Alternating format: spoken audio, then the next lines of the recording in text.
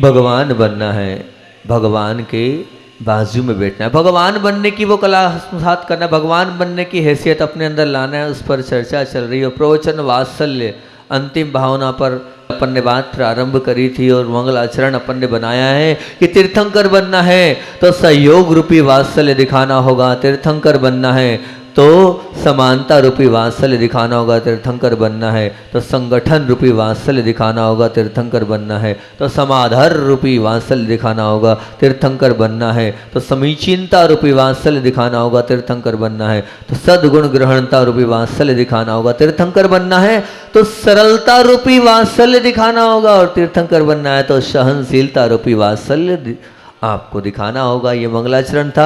मैंने कहा था जहाँ प्रेम है, जहाँ स्नेह है, जहाँ गुणग्रहणता, जहाँ विनय है, जहाँ वात्सल्य, जहाँ दया है और जहाँ करुणा है, जहाँ सरलता है, जहाँ सहजता है, जहाँ अपनापन है, जहाँ भटकाव नहीं है, जहाँ टकराव नहीं है, जहाँ बिखराव नहीं है और जहाँ मनमटाव नहीं, जहाँ कटुता नहीं है, जहाँ कुटिलता नहीं, जहाँ कड़वापन नहीं, जहाँ द्वेषपना नहीं है, जहाँ द्वंद्व नहीं है, वहीं पर और उसी हृदय में वात्सल्य का वास होता है। ये गुण, वात्सल्य गुण ऐसा है, इसके व्यवहार में रहते हुए, शरीर और काया के साथ रहते हुए अगर आपके पास वात्सल्य है तो आप चलते फिरते भगवान बन सकते हैं। और वात्सल्य का अपन ने कल प्रथम मंगलाचरण प्रारंभ किया है कि वात्सल्य अगर है तो तीर्थंकर बनना है तो सहयोग रूपी वात्सल्य आपके जीवन में होना चाहिए। और वात्सल्य है तो सहयोग होगा और सहयोग करोगे तो वात्सल्य की वृद्धि होगी। ये बात करी थी। और शरीर का रोम रोम कहता है, क्या उदाहरण दिया था, एक पाँव मेरा है तो इसका दर्द भी मेरा है। अपने आप हाथ, अगर पाँव में कांटा लगा है तो वहाँ पर जो है हाथ वहाँ पहुँच जाता है क्योंकि वो पाँव को अपना मानता है। जहाँ अपनापन होता है वहाँ सहयोग की भावना अपने आप अंदर से झलक ही जाएगी। वहाँ अपने आप लगता ही लगता है कि नहीं ये मेरे अपने हैं तो मुझे सहयोग करना है, मुझे दान करना है। कल बहुत अच्छा लगा, कल रात्रि में जब बातचीत हुई कि बड़े बाबा को अगर विराजमान करना है तो बिना धन के बड़े बाबा विराजमान नहीं होंगे। अपना अपना सहयोग सबको देना है। सभी लोगों ने अपने अपनी कैपेसिटी के अनुसार से राशि बोली, हम इतना देंगे, हम इतना देंगे, हम इतना देंगे। और कुछ लोगों ने तो ये भी कह दिया कि हम और एक्स्ट्रा दे देंगे। तो इसका तात्पर्य ये कि आप बड़े बाबा को अपना मानते हो, तभी तो आप लोगों के ये भाव हुए और साथ साथ में वो विराजमान करने की बात हुई। जहाँ अपनत्व होता है, जहाँ प्रेम होता है तो सहयोग की वृत्ति स्वाभाविक रूप से आ ही जाती है, आती ही है। और मैंने आपसे सहयोग के लिए वो 5 बातें आप लोगों के बीच में रखी थी, आपको बताया था। क्या क्या बताई थी? 5 बातें कौन सी बताई थी? भूल गए? किसी सधर्मी का आधार बन जाओ, किसी सधर्मी की को आजीविका दे दो, किसी सधर्मी को आश्वासन दे दो, किसी सधर्मी की आबरू इज्जत बचा लो और किसी सधर्मी को आराधना से लगा दो। ये भी अपने आप में बहुत बड़ा सहयोग है।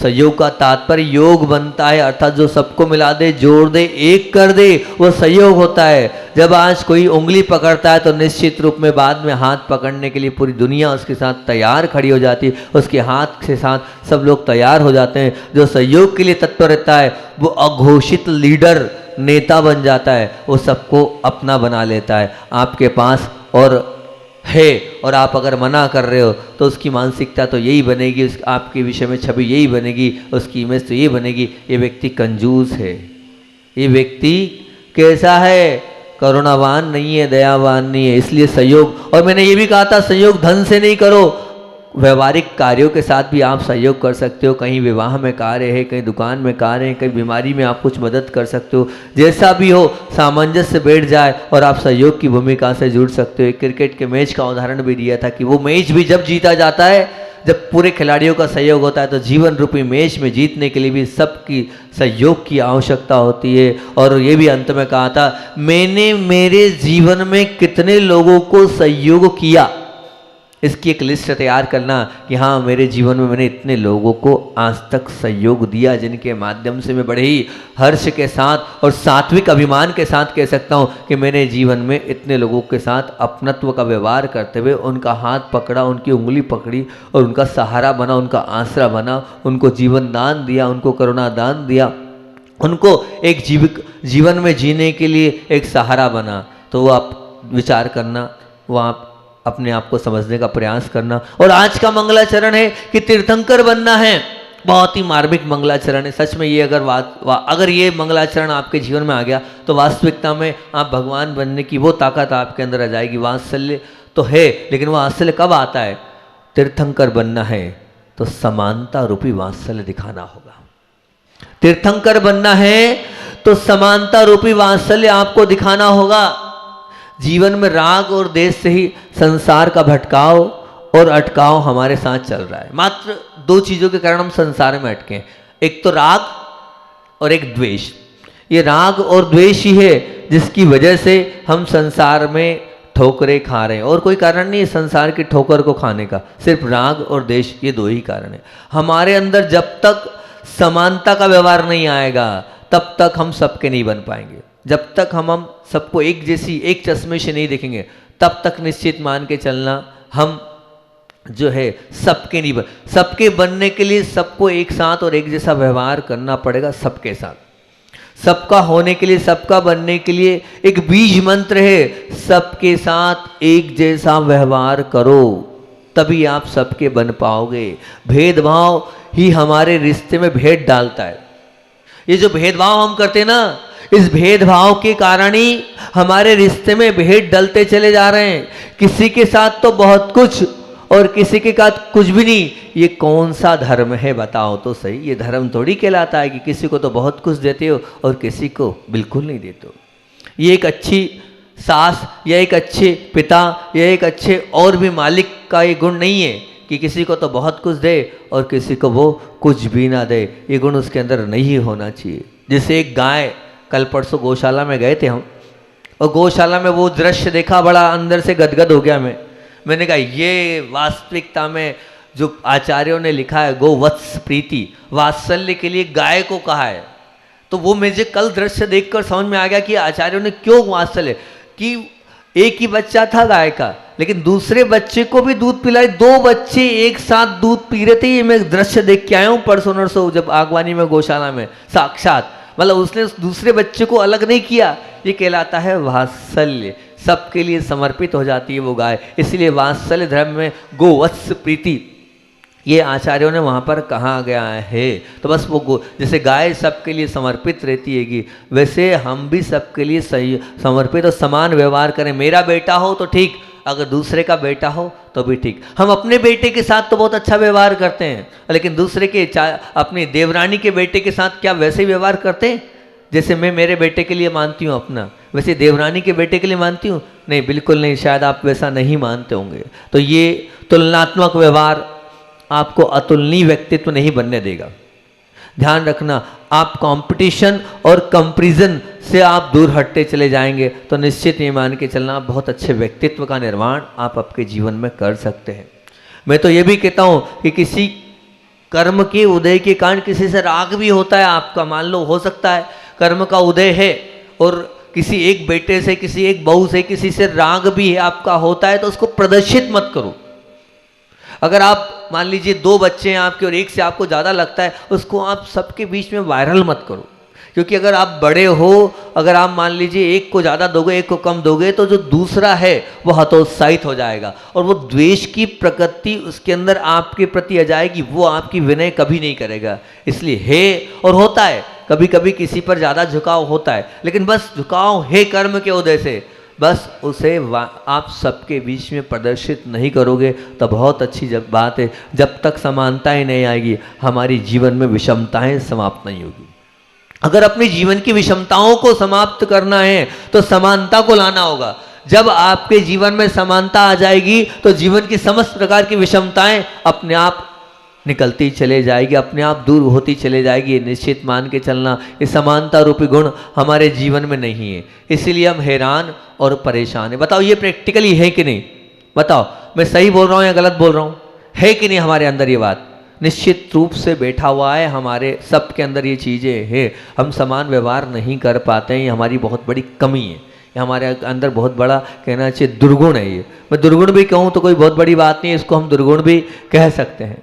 गजपंथा तीर्थ क्षेत्र में हम गए थे और गजपंथा तीर्थ क्षेत्र में तो गए, जैसे एक नई कड़ी हमने चालू करी थी, यहाँ से भी जाकर जहाँ जाते थे वहाँ के लिए प्रवचन तैयार करते थे। गजपंथा में बड़ा मार्मिक प्रवचन तैयार किया था और आज वो प्रवचन याद आ गया मुझे, तो उस प्रवचन की बात रखता हूँ गजपंथा की, कि भगवान को देखकर बड़ी बहुत सुंदर भगवान है वहाँ के, सुंदर भगवान थे। तो अपना चिंतन मैंने गजपंथा पे दिया था कि पहाड़ पर जो भगवान बैठे हुए पांचनाथ हैं और जो प्राचीन प्रतिमा हैं उनको देखकर मैंने ये मंगलाचरण बनाया था गजपंथा का। ये ग कहता है गर्व छूटा कि नहीं गजपंथा के दर्शन से, गर्व छूटा कि नहीं गजपंथा के दर्शन से। ज कहता है जड़ छूटा कि नहीं गजपंथा के दर्शन से। जड़ मतलब आपका सब कुछ जो है। और प कहता है, जो आज की बात चल रही है इसलिए वो याद आ गया मुझे, पक्षपात छूटा कि नहीं गजपंथा के दर्शन से। और था कहता है थारी मारी छूटी कि नहीं गजपंथा के दर्शन से। तो पक्षपात वाली बात याद आ गई, तो मैंने कहा वही वाली बात आज चल रही, समानता वाली बात। तो समानता वाली बात से पक्षपात वाली बात को, नहीं उसी बात को मैं रिपीट करता हूँ, जो पक्षपात छूटा कि नहीं गजपंथा के दर्शन से। तो उस वक्त हमने यही बात बोली थी कि पक्षपात की अपेक्षा से भरा जीवन ही संसार की ठोकरों को दिलाने वाला है। जिसके जीवन में पक्षपात है उसका ही संसार बढ़ता चला जाएगा, वो संसार की ठोकरें ही खाता चला जाएगा। हमारे जीवन में सदैव अपने पक्ष को रखा है, कभी हम दूसरे की पक्ष की ओर झांकते भी नहीं है, कि हम देखते भी नहीं कि दूसरे का क्या पक्ष है, बस हम अपना ही अपना पक्ष देखते हैं। इसलिए संसार के झोंकों को खा रहे हैं हम, और कोई कारण नहीं है, क्योंकि हम अपना ही पक्ष देख रहे हैं, सामने वाले का पक्ष देखते ही नहीं है। जैसे वो हवा का झोंका तो शांति को प्रदान करता है, लेकिन ध्यान रखना पक्षपात का झोंका अशांति का दूध बनकर आपके जीवन में आएगा। इसलिए पक्षपात को बिल्कुल नहीं रखो, बिल्कुल ध्यान रखना। जिसके जीवन में निष्पक्षता नहीं है उसके जीवन में स्वच्छता नहीं है, उसका जीवन तुच्छता से भरा हुआ है। क्या बोल रहा हूं, फिर से बोल रहा हूं, एकदम क्रीम कोटेशन। जिसके जीवन में निष्पक्षता नहीं है उसके जीवन में स्वच्छता नहीं है, उसका जीवन तुच्छता से भरा हुआ है, वो तुच्छ है जिसके जीवन में निष्पक्षता नहीं है, जो पक्षपात कर रहा है। और अगर इस पक्षपात पर अगर बात बोलूं, जब पक्ष कर्म का ही बलवान है, जब पक्ष कर्म का ही बलवान है, अर्थात कार्मिक अकाउंट बिना पक्षपात के ही मिलने वाला है, तो फिर इसने किया उसने किया ऐसा दोषारोपण क्यों? दो बेटे हैं, एक अच्छा है और एक अच्छा नहीं है। अब कर्म का उदय है कार्मिक अकाउंट से, वो भी आपको मिला है, ये भी आपको मिला है, ये बहू भी आपकी, वो बहू भी आपकी है, ये नौकर भी आपका, वो नौकर भी आप, सब आपके ही तो हैं। वो कर्म के उदय से मिले हैं, तो वो कर्मिक अकाउंट में सब मिला है, तो दोष उनको मत दो, दोष अपने कर्मों को दो, तो बहुत अच्छी बात है। लेकिन आप दोष किनको देते हो? सामने वाले को देते हो। तो क्या बोल रहा हूं, जब पक्ष कर्म का ही बलवान है और कार्मिक अकाउंट बिना पक्षपात से ही मिलने वाला है, जो आपको मिला है वो बिना पक्षपात से ही मिलने वाला है, तो जो किया है वही मिलेगा, तो फिर दूसरे पक्ष को दोषारोपण क्यों दें? बिल्कुल हमें दोषारोपण नहीं देना है। आप निष्पक्ष न्याय सबको चाहिए, सबको निष्पक्ष न्याय चाहिए, पर हमने बिना पक्षपात के व्यवहार किया ही नहीं है, तो हमें मिलेगा कहां से? अगर आपके साथ पक्षपात हो रहा है तो ये लिख के रखना, आपने भी पक्षपात किया था, इसलिए आपके साथ पक्षपात हो रहा है, क्योंकि कार्मिक अकाउंट निष्पक्ष है।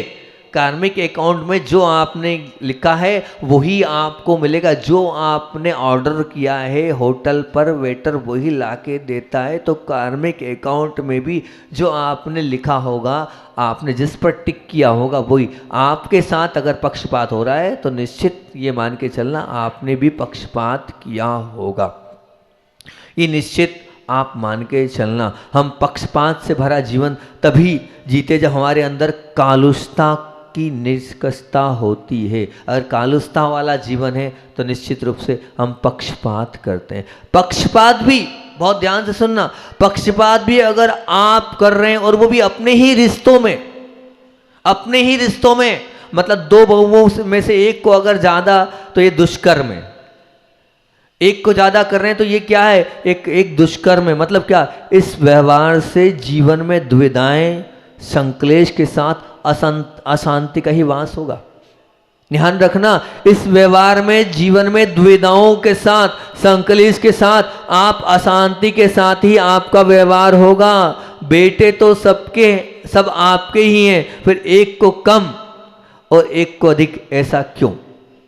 मान लीजिए एक शिक्षक है, एक गुरु है, उसके सब विद्यार्थी हैं, लेकिन वो अगर एक विद्यार्थी को ज़्यादा लाइक करेगा, ज़्यादा रिस्पॉन्स देगा, तो बाकी विद्यार्थी क्या उस गुरु को चाहेंगे क्या? बिल्कुल नहीं चाहेंगे। अच्छा एक बात बोलूं, बुरा तो नहीं लगेगा? ये जितनी बहुएं हैं, बुरा तो नहीं लगेगा? नहीं लगेगा? बोलूं एक बात, कड़वी बात बोल रहा हूँ, क्योंकि बात चल रही पक्षपात की, तो कड़वी बात बोल रहा हूँ। अरे वो हमारे वो देख रहे हैं इधर, आपकी बात भी बोलूँगा, चिंता मत करना। आप अपनी धर्मपत्नी को देख रहे हो क्या? हाँ हाँ, चाचा जी से बोल रहा हूँ। धर्मपत्नी तो बैठी है, चिंता नहीं करो। बैठी है? नहीं बैठी क्या? संजय भैया की धर्मपत्नी नहीं बैठी क्या? चली गई? नहीं बैठी तो है, पीछे बैठी। और जैसे मैंने बोला कि महिलाएं जो है बोला तो नहीं मानेंगे, तो पीछे देखने लगे संजय भैया, मेरी महिला बैठी है। ठीक है ना? तो अब बहुत काम की बात बोल रहा हूँ कि घर छोड़कर जितनी माताएं हैं वो आई हैंगी और यहाँ ससुराल में आ गई हैं, पर सास ससुर और अपने माता पिता में जैसे आप अपने माता पिता को मानते, जितना विनय, जितना प्रेम, जितना वात्सल्य अंदर से, जितना समर्पण, जितना अपने माता पिता के प्रति है, क्या अपने पति के माता पिता के प्रति उतना है क्या? बताओ, उतना है क्या? ये भेदभाव क्यों? अरे जिस व्यक्तित्व ने 30 साल तुम्हारे सुहाग को, 25 साल तुम्हारे सुहाग को संभाल के रखा है, तो वो तो और पूजनीय हो गया, आपके लिए वंदनीय हो गया। लेकिन नहीं, प्रैक्टिकली महाराज जी सही कह रहे हैं, जो हम अपने माता पिता पर स्नेह, वो हमारे पति के माता पिता पर हम उतना स्नेह, वात्सल्य, समर्पण, भक्ति, अंदर से अहोभाव, आदर भाव नहीं है। मतलब सही बोल रहा हूँ या झूठ? बोलो ना, सही है संजय भैया, सही है ना? आधी झूठ आधी सही नहीं, सही सही है, पूरी पूरी सही है, कितने ही कुछ कर लो, लेकिन नहीं, ये भेदभाव नहीं होना चाहिए। अच्छा एक बात, अब दूसरी बात, इधर महिलाओं को छोड़कर इधर आता हूँ, पुरुष वर्ग पर आता हूँ मैं, अब सब पे आता हूँ। अब अपने आप को तोलना, अपने भाई की अपेक्षा अपनी पत्नी के भाई से ज़्यादा स्नेह होता है कि नहीं? अपनी भाई की अपेक्षा अपनी पत्नी के भाई को ज़्यादा ध्यान रखा जाता है, उसके विषय में ज़्यादा सोचा जाता है। मैंने एक बार देखा, सत्य घटना बता रहा हूँ, कि हुआ ये कि एक भाई का छोटा भाई भी था और पत्नी का छोटा भाई भी था। अब विवाह दोनों के होने, लेकिन चिंता किसकी है? लड़की देखने जा रहे हैं तो पत्नी के भाई की लिए 4 जगह चले गए और अपने भाई के लिए समय नहीं है। अपने भाई के लिए लड़की देखने जाना, ये व्यवहारिक आपका है, हालांकि मेरा मैटर नहीं है, लेकिन मैं आपको बता रहा हूँ, अपने भाई के लिए समय नहीं है लड़की देखने जाने का, और अपने पत्नी के भाई के लिए पूरा पूरा समय है। ये क्या, ये भेदभाव नहीं है भैया? वो भी है तो आपका ही भाई। तो जब आपने अपनी पत्नी के भाई को अपना भाई माना है, तो अपने भाई को भी तो अपना भाई मानो। और बता देता हूँ, ये भी सही है, अपनी बहन की अपेक्षा पत्नी की जो बहन होती है उस पर ज़्यादा झुकाव होता है, उस पर ज़्यादा लगाव होता है। वो जो है खून का रिश्ता आप भूल जाते हैं, और कल जो रिश्ता बना हुआ है उस पर आपका प्रेशर और दबाव और अंदर से जो है वात्सल्य उसके प्रति आपका ज़्यादा। ऐसे स्नेह में पक्षपात क्यों? बताओ तो सही, ऐसा क्यों? और जबकि देखो, ये स्पष्ट बात बता रहा हूँ कि जो माताएं हैं, वो उधर छोड़ नहीं रही है, और जो पति लोग हैं, पुरुष वर्ग है, वो उधर, जो इधर छोड़कर उधर जा रहे हैं। सही सही बोल रहा हूँ ना मैं? अरे है भैया, है, अधिकतर है। पुरुष वर्ग जो है यहाँ देखो, इनका इधर तो उधर पूरा झुकाव है, उधर छूट नहीं रहे भाई बहन माता पिता, और इधर मतलब ठीक ठीक है, और इधर क्या हो रहा है, आपका इधर छूट रहा है और उधर बढ़ रहा है। ये है, प्रैक्टिकली है, इसलिए बोल रहा हूँ। तो ऐसा भेदभाव क्यों कर रहे हो आप? बिल्कुल मत करो। निश्चित रूप से मानना कि यहाँ तक कि माता पिता में भी पत्नी के माता पिता पर आजकल के पुरुष वर्ग ज़्यादा ध्यान देते हैं, बाकी अपने माता पिता पर ध्यान नहीं देते हैं। ये भेदभाव वाला व्यवहार, समानता वाला व्यवहार होना चाहिए। यहाँ भी हम उतना ही करें और वहाँ भी उतना ही करें तो बहुत अच्छी बात है। कि मैं तो ये भी कहता हूँ कि दुकानदारी भी आपको करना है तो दुकानदारी में भी एक ही चश्मे से सबको तोलना चाहिए। किसी नौकर के पास कुछ क्वालिटी कम भी हो लेकिन उसको भी अपने साथ और अपने लिए समस्त वे कार्य कराना चाहिए। ऑफिस में भी अगर आप बड़े हो, सब जगह बिल्कुल ये निश्चित मान के चलना, जब तक हम उस समानता के व्यवहार से नहीं जुड़ेंगे तब तक हमारा जीवन अच्छा नहीं बनने वाला है। ये प्रैक्टिकली बात है, तभी हम वात्सल्य के धनी बन सकते, नहीं तो नहीं बन सकते। जो एक से ही जुड़ा है, जो एक से ही जुड़ा रहता है वो सबका नहीं बन सकता। जो सबको लेकर चलता है वही सबको अपना बना सकता है। जो एक से ही जुड़ता है वो निश्चित मान के चलना वो सबका नहीं बन पाएगा, सबको वो अपना नहीं बना पाएगा। हम तो आपका प्रश्न ये हो सकता है कि हम सबको संतुष्ट कहाँ से करें, कैसे सबको संतुष्ट करें। आप बोल रहे हो सबको अपना बनाओ, सबको अपना बनाओ, सबको संतुष्ट कैसे करें। तो फिर मेरा प्रश्न है अन्नू भैया, आपके यहाँ जब ग्राहक आता है तो वो अलग अलग प्रकार की चॉइस लेके आता है, तो आप उसको संतुष्ट करते हो कि नहीं? पूरा प्रयास करते हो ना। जैसे वहाँ दुकान में आप पूरा प्रयास करते हो कि ग्राहक पूरा संतुष्ट हो, वो कौन सा कपड़ा मांग रहा है, वो क्या मांग रहा है, पूरी तरीके से आप लग जाते हो उसको संतुष्ट करने के लिए। वैसे ही जीवन के इस व्यापार में, जीवन की इस दुकान में आपको भी सबको संतुष्ट करना चाहिए कि सामने वाला क्या चाहता है, कैसे चाहता है और किस प्रकार से चाहता है। तब कहीं जाकर आपका वो जीवन बहुत अच्छा बन पाएगा। नहीं तो फिर आप सबकी अपेक्षाओं से जीवन नहीं जिएंगे तो निश्चित रूप से मान के चलना आपका वो जीवन इतना अच्छा महान नहीं बन पाएगा। और हमेशा होता ये है, एक बात और ध्यान रखना कि जीवन में हमेशा सत्य को ही अपना पक्ष बनाना, क्योंकि दूसरा पक्ष होता ही नहीं है। हमेशा सत्य से ही जीवन जीना। धर्म जगत में वही प्रवेश कर सकता है जो सत्य को अपने साथ और अपने जीवन का आधार बनाता है। जब आपको ऐसा मौका मिले कि क्या चॉइस करना है तो आप सत्य को चॉइस करना। ध्यान रखना, जब एक नेता भी राजनेता तब बनता है जब सब पक्षों को लेकर चलता है, तभी वो राजनेता बनता है। तो आप चाहे घर में हो, चाहे दुकान में हो, चाहे समाज में हो, चाहे गांव में हो, अपने लोगों के बीच में हो, अपनों के बीच में हो, तो अपनों के बीच में सबका चहेता बनना चाहते हो तो सबके पक्ष को निष्पक्ष होकर आप स्वीकारो, तभी आप सबके बन पाओगे। नहीं तो आप सबके तीन काल में भी नहीं बन सकते हो। और मेरा तो भाव ये है कि आप सबके बनो, एक व्यक्ति के आप बनने का प्रयास बिल्कुल नहीं हो। बहुत बार ऐसा होता है कि दो पक्ष हैं तो आप एक इधर बोलें कि उधर बोलें, उधर बोलें कि इधर बोलें, लेकिन आपको वो अपने चौपसा अपने दिमाग के साथ और बहुत अच्छे से कहाँ ईमानदारी है, कहाँ सत्य है, कहाँ बोलना मेरा ज़रूरी है, इसको भी मैं मैनेज कर लूँ और उसको भी मैनेज कर लूँ। यही सबसे अच्छा तरीका होता है। तभी आप सबसे वात्सल्य के साथ जी सकते हैं, सभी के साथ आपका वात्सल्य बना रहेगा।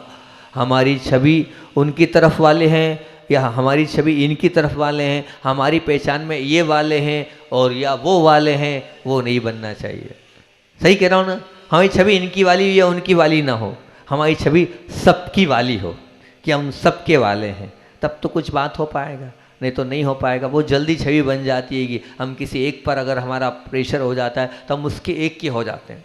सच में मेरा पूरा प्रयास रहता हैगा कि मैं किसी एक का ना बनूं और मैं सबका बनूं, सबको मैनेज करके चलता हूँ। बासा वाले ये बोलते थे महाराज आप कितना मैनेज करते हो, आप कितना मैनेज करते हो, आप कितना रूठने वाले को मनाते हो, इसको भी बनाते हो उसको भी बनाते हो।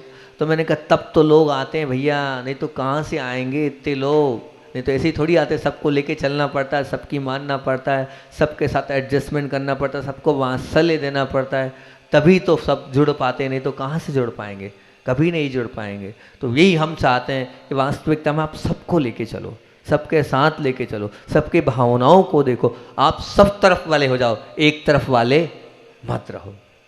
एक तरफ वाले रह जाओगे तो वहीं के वहीं रह जाओगे। भली दुनिया आपको बेवकूफ़ कहेगी, पागल कहेगी, ये क्या है, सबको ही बनाने में लगा रहता है, सब जगह झुकता रहता है, लेकिन ध्यान रखना झुकने वाला हमेशा महान होता है। बिल्कुल ध्यान रखना, दुनिया पूजेगी झुकने वाले को ही, झुकाने वाला आज तक कभी पुजाया नहीं है और ना कभी पुजाएगा। और जो झुकता चला जाता है वो हमेशा पूजता चला जाता है। अगर पूजना है तो झुकते जाओ, जितने झुकोगे उतने पूजते चले जाओगे। जितना दूसरों को लेके चलोगे, जितना दूसरों के साथ अपना जीवन जियोगे, अपने साथ जीवन जीना यानी स्वार्थी जीवन है, और दूसरों को साथ लेकर जीवन जीना यानी वो आपका जीवन सच्चा जीवन है। बिल्कुल निश्चित रूप से जान लेना। कभी कभी हम नहा चाह कर भी एक पक्ष तरफ झुकाव ज़्यादा हो जाता है और दूसरी पक्ष से निश्चित रूप से दूरियां बढ़ती चली जाती है। तो नहीं, ऐसा बिल्कुल नहीं पढ़ना है। हमें तो सबसे दूरियां बढ़ानी नहीं है, दूरियां करना है, क्योंकि दूरियां दुश्मनी की भागी बन जाती है। और फिर इसलिए बहुत सोचकर और बहुत समझदारी से हम अपनी बात को रखें कि एक तरफ हम झुके नहीं। और एक बात बताऊं, इस संसार में वास्तविकता में जीना है, तो वास्तविकता में इस संसार में बहुत अच्छे से जीना है। तो आपको एक बात बताता हूँ, आपने देखा और देखा भी होगा, प्रैक्टिकली बात करता हूँ, कोई वाहन चलता है, अगर मान लो वो एक तरफ झुकता है तो क्या हो जाता है? एक्सीडेंट, पलट जाएगा, निश्चित रूप से दुर्घटना घटती है। अगर मान लो एक तरफ झुकाव है तो निश्चित रूप से दुर्घटना घटेगी, और वो जो झुकाव है उस झुकाव के कारण निश्चित रूप से एक्सीडेंट होगा ही होगा।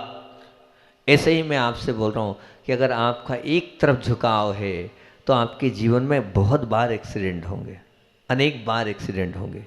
अब उन एक्सीडेंट से बचना चाहते हो तो बैलेंस में चलो। जब तक उस गाड़ी का बैलेंस नहीं होगा तब तक वो आगे तक नहीं पहुंच पाएगी, कहीं ना कहीं ठोकर खाकर गिर ही जाएगी। क्यों अपने जीवन को गिरा रहे हो आप? क्यों अपने जीवन में ठोकर खा रहे हो आप? क्यों दुर्घटनाग्रस्त अपने जीवन को बना रहे हो आप? क्यों अपने जीवन को आद्रोह ध्यान वाला बना रहे हो आप? क्यों अपने जीवन को कसायों से संलग्न करने वाला बना रहे हो आप? नहीं, बिल्कुल नहीं। तो आज तो मैं आप लोगों से यही बात करूंगा कि तीर्थंकर बनना है तो समानता रूपी वात्सल्य दिखाना होगा। और सचमुच में अगर आप भगवान बनना चाहते हैं तो आपके जीवन में ये समानता रूपी गुण आ जाना चाहिए।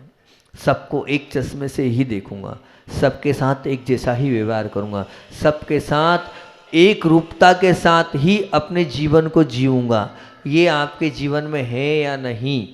हर एक पक्ष में देखना आप, सब पक्ष में देखना आप, और सभी के लिए देखना आप। ऐसा नहीं कि मैं एक पक्ष की बात कर रहा हूँ, सब पक्ष को लेकर बात कर रहा हूँ। हमारा जीवन निश्चित रूप से निष्पक्ष होगा तो हम बहुत अच्छे बन पाएंगे। टटोलो अपने आप को, मेरे अंदर भेदभाव की प्रवृत्ति है कि नहीं, है कि नहीं? टटोलो तो सही है, देखोगे तो लगेगा, आपको पता चलेगा कि मेरे अंदर भेदभाव की प्रवृत्ति है। नहीं, अगर आपके अंदर ये भेदभाव की प्रवृत्ति है तो निश्चित मान के चलना कि अभी हम भगवान बनने की ताकत को अभी आत्मसात नहीं कर पा रहे, हम भगवान बनने से बहुत दूर हैं, ये बात निश्चित है। आचार्य भगवान की बात को बोलकर मैं अपनी बात को विराम देता हूँ कि आचार्य भगवान के जीवन की ऐसी अनेक घटनाएं हैं जिनको देखकर लगता है कि ये क्या है, क्योंकि जो महान आत्माएं होती है उनके जीवन में ऐसी असाधारण घटनाएं उनके विशेष और विशेष पुण्य दे से ही घटती है, और उनके विशेष पुण्य दे से ही सब कुछ सहज रूप से होने लग जाता है।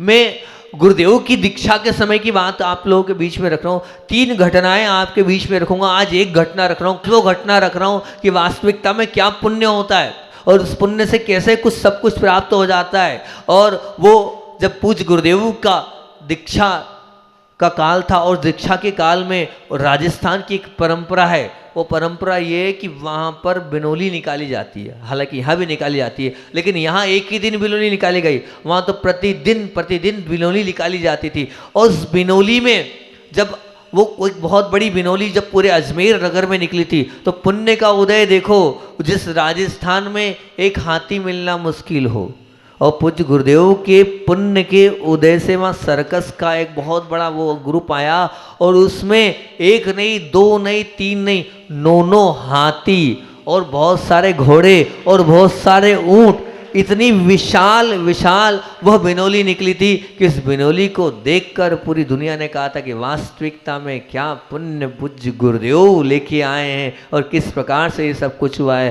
तो ये वो जो पुण्य लेके आता है अपने साथ, उसको सब अपने आप सरल और सहज रूप से अपने आप मिलता चला जाता है। और दूसरा चमत्कार क्या हुआ था उसकी बात मैं आपसे करूँगा।